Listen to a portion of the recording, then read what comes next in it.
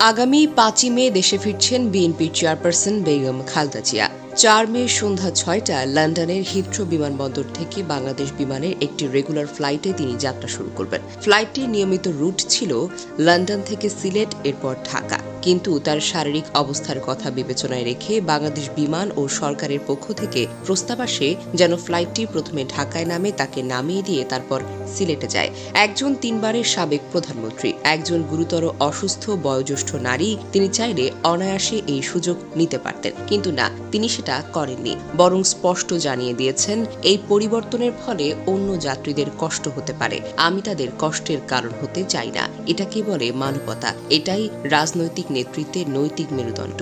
যেখানে অন্য অনেক নেতা নিজেদের সুবিধা নিয়ে সদা প্রস্তুত, সেখানে একজন খালেদা জিয়াকে নয়, সাধারণ যাত্রীর কষ্টকে অগ্রাধিকার দিয়েছেন। তবে সোশ্যাল মিডিয়ায় সাদিকুর রহমান লিখেছেন, বাংলাদেশের সবকিছুতেই পরিবর্তন হয়েছে, খালি এই মানুষটার জেদের কোনো পরিবর্তন হয়নি। রাজনীতি করার মাত্র ৪ বছরের মাথাতে প্রথম জেদ দেখানো শুরু। এরপর তো বৃদ্ধ বয়সে নিঃসঙ্গ অবস্থায় জেলে গেলেন, মাথা নোয়ালেন না। বহুদিন আগে বর্তমান ছাত্রনেতাদের বলেছিলেন, রাজনীতি শিখতে হলে আর রাজনীতি করতে হলে কোনো দার্শনিক দরকার নেই, গুরু দরকার নেই। খালেদা জিয়াকে মাথায় রেখে রাজনীতি করবেন, আর কিছুই লাগবে না। একটা মানুষ শারীরিকভাবে অসুস্থ অবস্থাতেও মানুষের কথাই চিন্তা করছে, নিজের কথা না। এমন রাজনীতিবিদদের চেয়ে বড় ব্লেসিং একটি জাতির জন্য আর কি হতে পারে।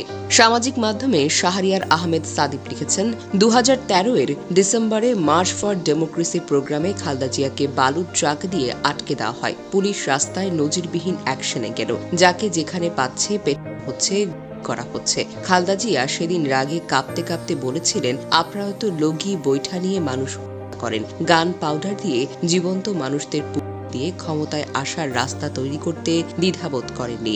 আমরাও চাইলে আপনাদের মতো মানুষকে করে কষ্ট দিয়ে ক্ষমতায় যাওয়ার পথ তৈরি করতে পারতাম। আমরা সেগুলো কখনোই করব না, কারণ এদেশের মানুষের প্রতি আমাদের অনেক মায়া রয়েছে। হ্যাঁ, বেগম জিয়া মানুষকে দেশ দেননি, মানুষকে কষ্ট দিতে চাননি। বিনিময়ে তিনি একা একা ফুড পয়জনিং এর শিকার হয়ে মৃত্যুর কাছাকাছি চলে গিয়েছেন। এতগুলো বছর পরিবার থেকে বিচ্ছিন্ন থেকেছেন, কিন্তু মাথা নত করেননি। খালেদা জিয়ার জীবনের সবচেয়ে বড় ট্র্যাজেডি হলো হাসিনার মতো একজন সাক্ষাৎ ডাইনির সঙ্গে ওনার তুলনা করা। শেখ হাসিনা আর খালেদা জিয়ার মধ্যকার পার্থক্যটাকে আলাদা করার জন্য ৫ই আগস্টকে অনেক দরকার ছিল। অন্যথায় জাতি ৭১-এর পরবর্তী দেশের অন্যতম বড় পলিটিক্যাল হিরোকে কখনোই সেভাবে মূল্যায়ন করতে পারতেন না।